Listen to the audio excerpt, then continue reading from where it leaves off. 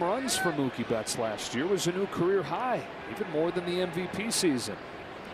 He's ahead 1-0. Oh, he's another guy too for the Dodgers that should have a lot more stolen bases than maybe in years past. Those 3 years in LA, he's had 10, 10, and 12. But in Boston, he was stealing 20, 25 bags a year. Smith off second. The 1-0 to the plate. Ball 2 on Betts. Well, I'm guaranteeing if he stays healthy, he'll be well over 25.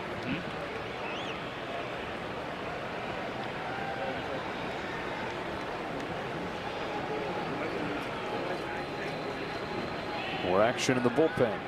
2-0.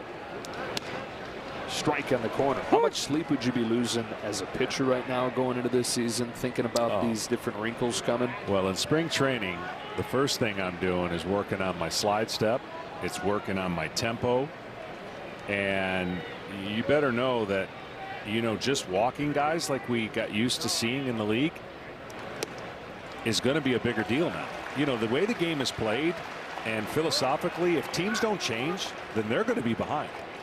Meaning if they play the same way and think they're going to get the same results, they're going to get passed by. So to me, this is all why spring training is important, and the little interruption here with the WBC for these guys. Ripped to left field, base hit Mookie Betts. Dino Ebel stops Will Smith.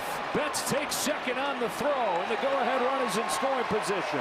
Betts running the bases aggressively.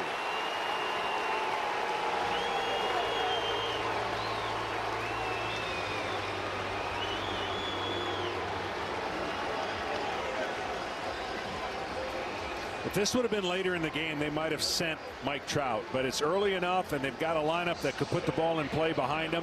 Great decision into holding him. Bad throw, which allowed Mookie Betts, and I say bad throw, it's too high.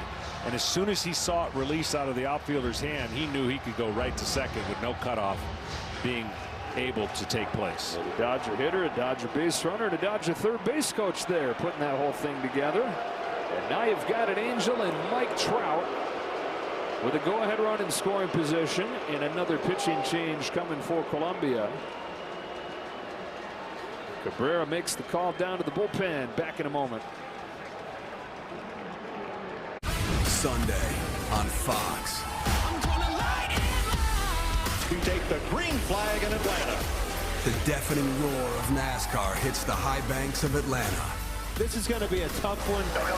Frenzy packed racing, blistering speeds. Whoa. Don't give up, man. Stay on it. This is a race of a different breed. NASCAR Cup Series and Better Health 400. Coverage begins Sunday at 2 Eastern on Fox. Jey Uso is back with the bloodline and on a collision course with Sami Zayn. Plus, after a controversial outcome, Drew McIntyre and Sheamus clash. In Phoenix, Daniel Bard to the mound. USA in front 3-2 to the bottom of the 5th. Well, you know he'd love to have a little bit better outing than he had the first time out against Team Mexico. Daniel Bard, a great story, hard thrower. And you know he went to work on his mechanics and tried to get the ball back out of his hand fluid and easy. Top of the order here for Columbia. It's Oscar Mercado. Doubled and scored their first run.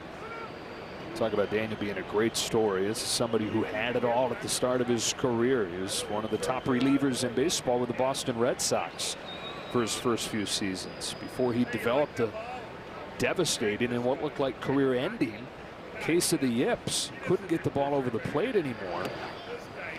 Tried and tried and tried for years to get back, but it just became so much mentally mostly where he said, I can't do this anymore. And so he got a job here in Arizona, passing along the things he learned in his own battle with the yips to minor leaguers and to pros in Arizona's system. So they didn't have to go through the same thing he did. And so they had answers to get through what he never could. And while he's helping these young guys out, he's playing catch with them, having conversations in the outfield. And one of them one day said, I think you still got it. I think you could do this. He kept on playing catch, and then he got an amount, and he said, maybe I will give this a try. And he found that he could put it where he wanted it.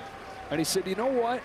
If I don't give this one more shot, I'm going to regret it. And so in 2020 he did. He tried again to make it back all these years later. He makes the Colorado Rockies and turns himself again into one of the top closers in the game. Yeah, it really is. I mean, you could put a bunch of words that describe it, and you said it well. I mean, perseverance, all kinds of things that make for a great story. And I told him, man, keep going, you know, until they take the jersey off your back. But the fact that he's out here and pitching for WBC, can you imagine if somebody said and asked him, you going to play for Team USA? It's like, what? That's 7 years between pitches in the major leagues. This is a leadoff walk here in the 5th. And so just like that, Columbia puts the tying run on.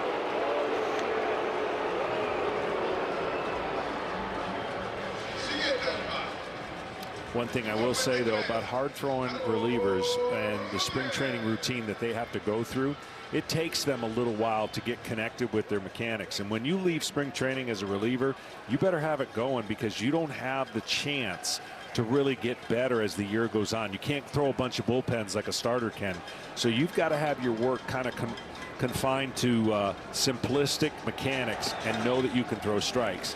And you're just seeing here the first couple outings for him has been a little awkward in being able to pound the zone for strikes. And that's what the USA relievers are going to have to do to finish this game out. Johnny and Bard's case is not just, hey, figure it out for opening day. It's, hey, figure it out to go pitch at Coors Field in a couple weeks. Faces Harold Ramirez. 0 for 2 and 2 for 13 in the WBC. Columbia needs more out of this guy, who hit .300 for Tampa Bay last year.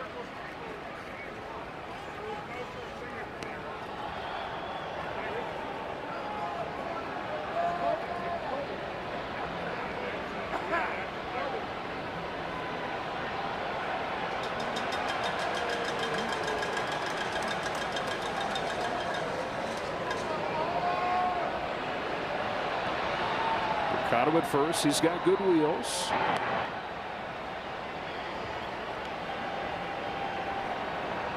And Ramirez at the plate in his first WBC.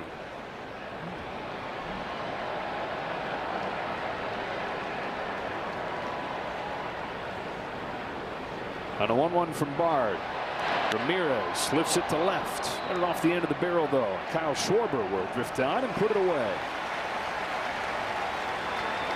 In this inning, if you're Columbia, you got to take some chances, and I would think stealing a base here off of Bard. He's got a longer delivery to home plate. They've got to find ways to score some runs. So maybe even in this at bat with Urshela struggling a little bit, get the runner moving. Maybe Urshela hits the ball while the runner's going. Got to try to do something if you're Team Columbia right here. And Urshela's case, probably the biggest name on this roster currently, and he's 0 for 12 in the WBC. There goes Mercado. Smith's throw right there, but he's under the tag. Anderson had the tag waiting for him. The initial call from Jairo Mendoza is that he's safe, and Mark DeRosa and the Team USA staff going to double check his work. I think this is a great slide. I'm not so sure that he was able to put the tag before that hand got under the slide. Watch the slide, the short hop, and then he picks it up and gets the tag down. It's going to be close. It's where the tag goes. Watch the hand, the bounce. It may have gotten him. Great pick by Tim Anderson, too. Coming at it from a different angle than he's used to, playing second base. Will Smith saying, wait a minute. Whenever there's a short hop, it's the perception the umpire doesn't have the luxury of slowing this thing down, right? All he sees is the short hop, the glove goes up, and then it comes down, and tough angle. But I think they're going to overturn this. And it is the same replay format as during the Major League regular season. They're talking with New York. The other thing is he put his knee down. When you know